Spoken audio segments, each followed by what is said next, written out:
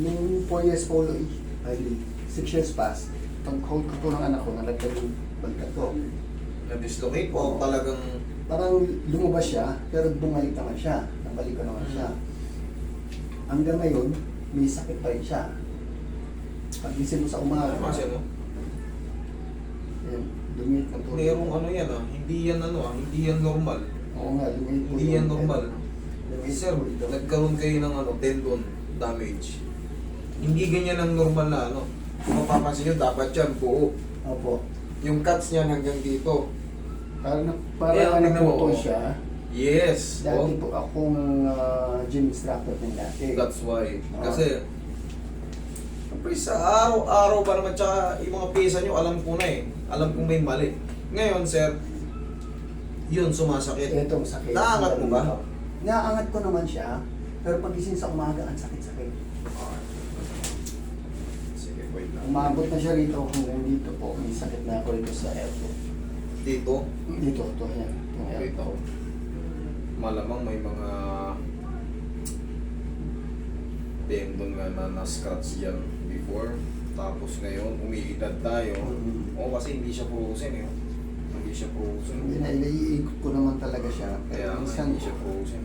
pag nakapatong sa lamesang gano'n, masakit. Nangangalay. Baka siguro umusok ng konti. Konti sa pababa ng konti. Sana maayos ka agad.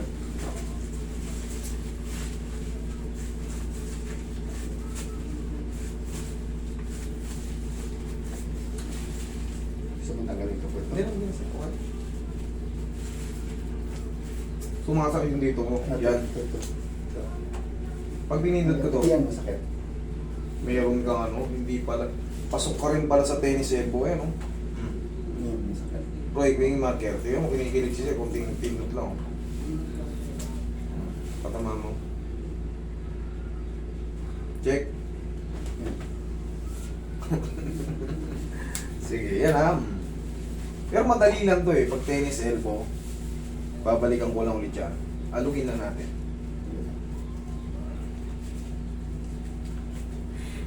Yung perfect. Okay, konting lambing. Tapos tanggalin mo sa dito, sir. Yan.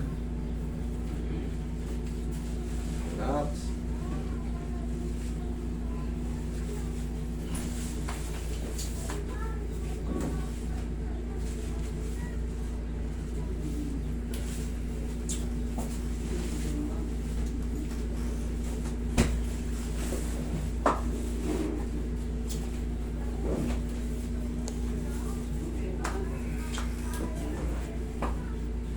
Tapos, haplusin natin ang pagmamahal ng pao. Tingnan natin kung mawawala.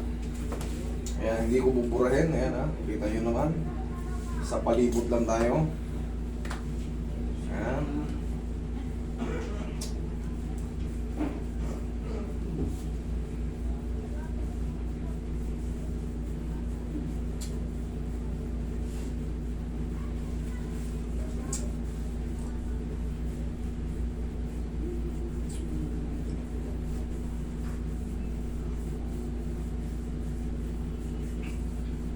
Tignan natin kung the same pa rin yung feeling yan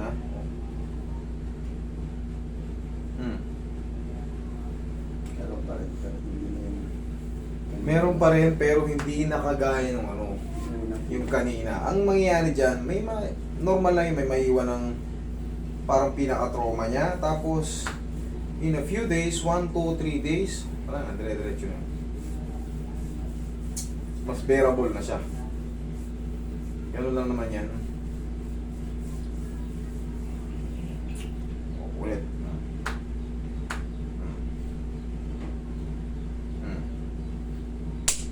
Kanina, kinikilig siya. Tagilid ka, sir. Lay lang sa side. Okay.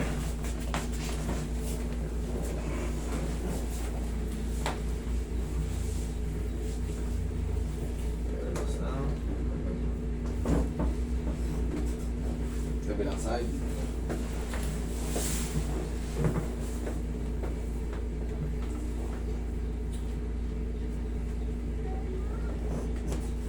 Okay, tapak.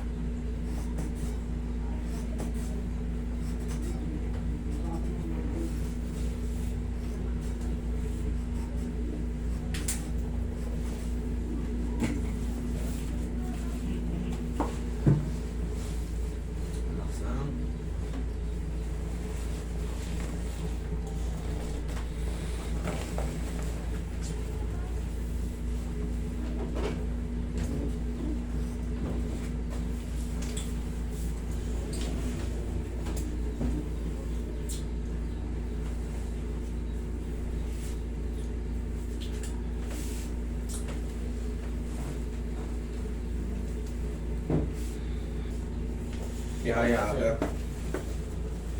Ihaya. Taas yung black ako siya. Black. Okay. Okay, sa tiyan.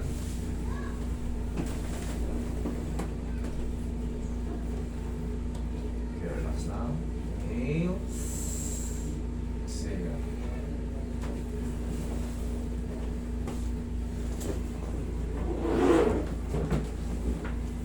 Lang muna.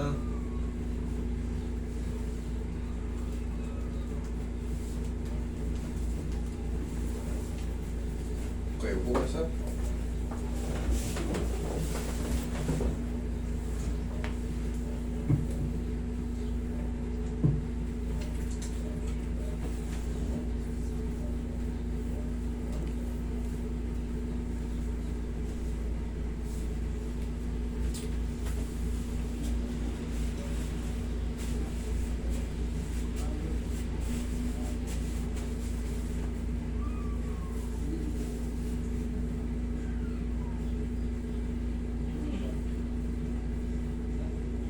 Putol, no?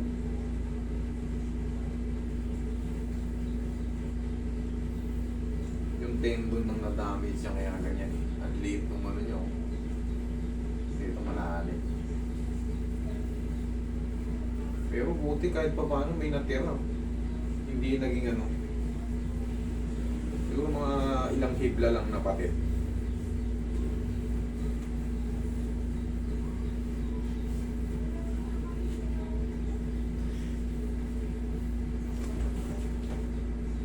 Kasi kung totally rupture yan, hindi mo yan maano, wala na to. Kumbaga, Wala yung pag inangat mo, mahinang-mahina yan. Kasi sa muscle nakakapit ang ano natin eh. Lakas natin. Pag walang muscle, walang power. Check mo. Check mo. Pagka ganito, medyo masakit. Pero pag ganito, Wala, doon pa ganyan. wala. Pag nakaganto, mayroon pa. Meron pa. Okay. Kailangan at least humina.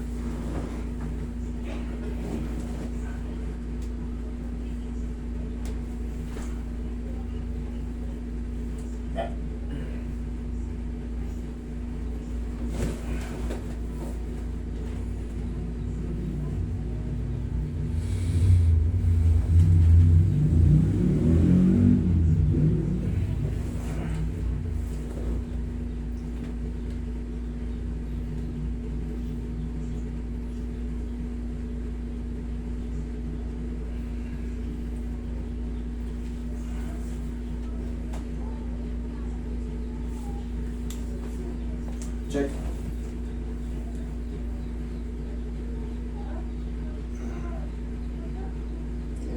Okay na, hindi na masyado, pero meron pa rin siya.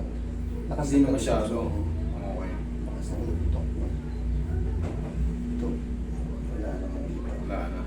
Okay sir, normal lang yun, may maiiwang maliit. Okay. Tapos, in a few days, syempre, magsusubside yun.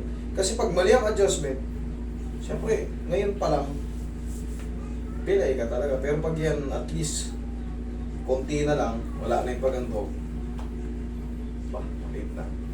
Hintayin lang natin mag-subside yung adjustment. At least 3 to 4 days, dire-diretso na yan. Pero yan dito, na-address na yan. Wala na. Wala na yan dyan. Yan o, may marker o. Kanina, kinikilig ka na sobra. Okay? Thank you, sir. Thank you.